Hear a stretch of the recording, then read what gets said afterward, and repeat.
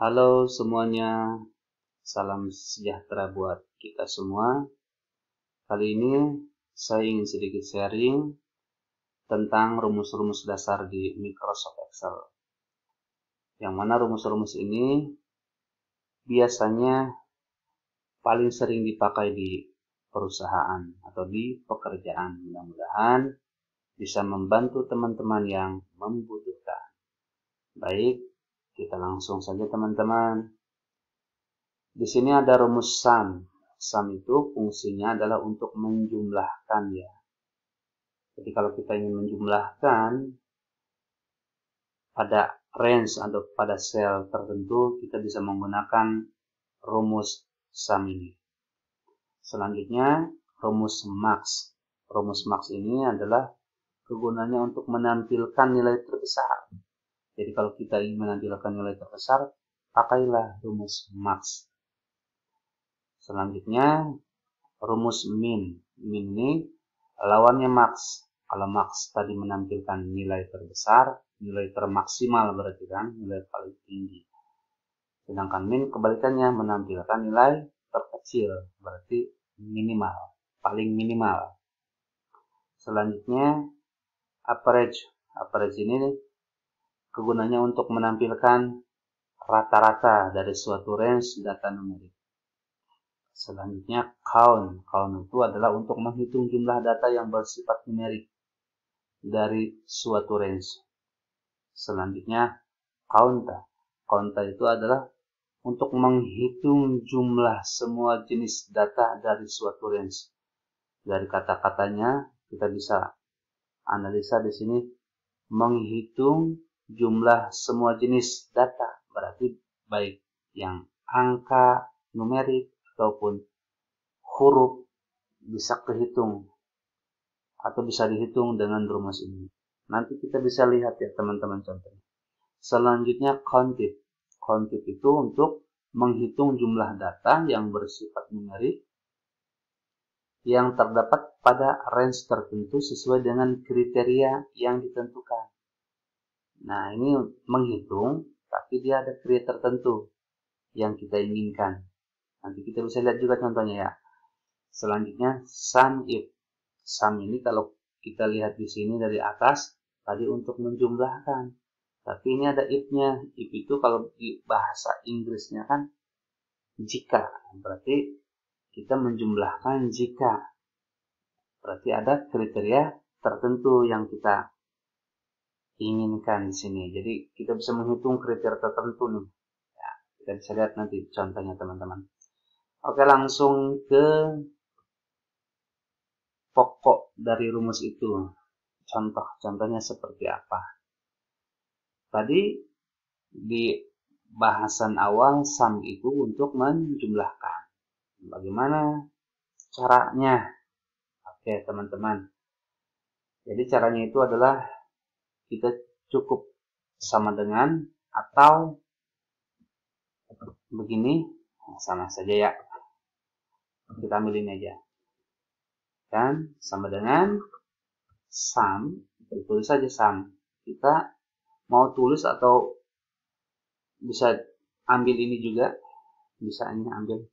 Ketika kita muncul, kita bisa klik. Nah, kan? Ini bisa. Langsung kita blok pendapatan di sini. Karena kita ingin mengetahui jumlah, ya kan? Untuk menjumlahkan kan tadi. Oke, kurung tutup, enter. Nah, ketahuan teman-teman. Dari seluruh pendapatan di sini bisa kelihatan teman-teman. Berapa sih dari seluruh pendapatan semuanya yang ada di tabel ini? Itu dengan rumus ini terbaca teman-teman.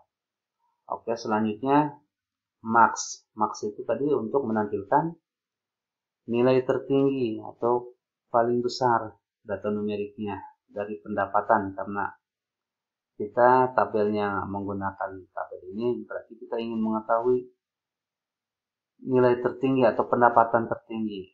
Oke, kita langsung teman-teman seperti tadi sama dengan max kurung buka, Kita blok pendapatan, kurung tutup, enter. Nah, tahuan teman-teman, di sini paling tinggi yaitu 200 juta. Pendapatannya siapa? Pendapatannya atas nama Eka Winata dengan jabatan komisaris. Oke, selanjutnya min, berarti lawannya. Pendapatan siapa nih yang paling kecil? Kita lihat teman-teman. Dengan min, kurung buka, kita blok, enter. Wah, di sini paling kecil teman-teman gajinya adalah Habibie Najli Winata nih.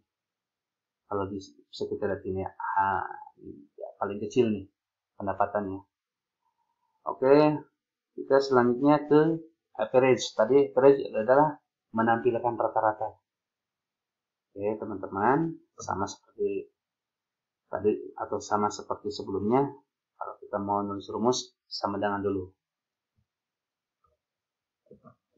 Average kita bisa ambil atau kita bisa tulis. Kita tulis saja teman-teman, biar terbiasa. Blok pendapatan, kurung tutup, enter. Nah, kita bisa lihat teman-teman, jadi rata-rata pendapatannya ini kalau dibagi 5, rata-ratanya adalah 96. Nah, jadi kita tanpa harus membagi nih, karena mungkin ketika di dalam pekerjaan itu jumlahnya banyak. Karena ini tabelnya sedikit, mungkin kelihatannya simpel. Tapi kalau di dunia pekerjaan jumlahnya banyak, tabelnya banyak, meribet juga. Makanya pakailah rumus ini, biar simpel, biar cepat pengerjaannya. Oke, selanjutnya kita ke rumus count. Count tadi untuk menghitung, ya, menghitung di kolom-kolom yang ada angkanya, kan? Coba kita blok. Kita dari sini teman-teman, kita pengen tahu hasilnya seperti apa. Nah, di sini hasilnya 10 teman-teman. Dari analisa tabel yang sangat simpel ini, kita bisa lihat kok hasilnya 10, karena dia hanya membaca numerik atau angka-angka. Di sini angka-angka yang ada angkanya adalah ini teman-teman, 1, 2, 3, 4, 5, 6, 7, 8, 9, 10. Jadi dia membaca ini teman-teman. Oke, selanjutnya counta. Kalau counta tadi dia membaca seluruh kriteria. Dia mau angka numerik ataupun mau huruf, dia bisa hitung. Kita buktikan teman-teman di sini.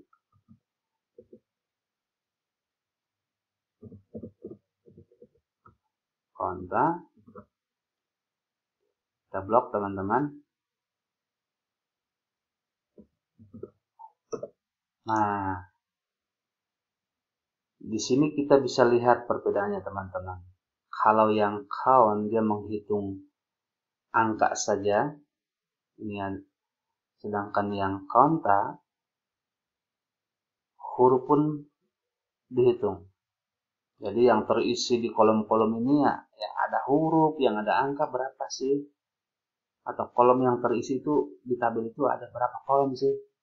Nah, ini dengan konta ini bisa terbaca ya teman-teman. Oke, selanjutnya counted. Counted ini kalau dari kata-katanya untuk menghitung, tapi dia ada kriteria tertentu. Kita langsung ke contohnya teman-teman.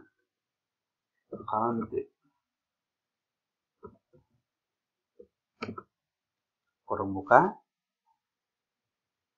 Di sini kita ingin melihat atau ingin menampilkan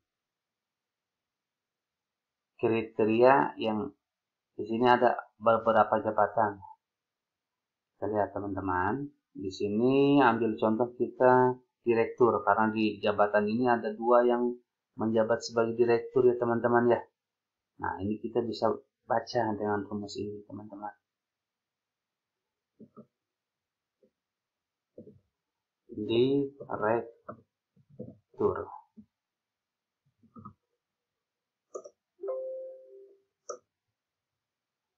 Hasilnya 2, teman-teman. Kenapa hasilnya 2? Ya, karena direkturnya ada 2 nih, teman-teman. Kita buktikan. Kalau misalkan di kolom ini direkturnya kita hilangkan 1, berarti kan tinggal 1, dia kebacanya bagaimana? Kebacanya coba kita lihat, teman-teman. Kalau kita hilangkan, wah, jadi 1, teman-teman. Kita kembalikan lagi. Misalkan direkturnya kita tambahin jadi 3, apakah dia bisa baca juga? Oh, bisa baca juga, bisa dibaca juga, teman-teman. Berarti memang fungsinya untuk membaca suatu yang kita kriteriakan, teman-teman. Ya. Selanjutnya sum if. Kalau kita bisa dari kata-katanya tadi sum menjumlah, if berarti kriteria.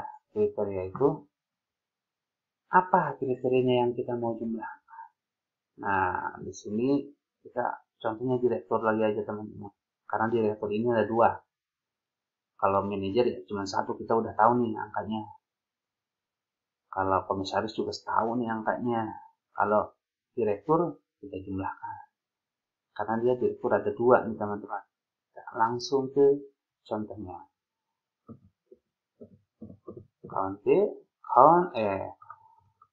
Sum if.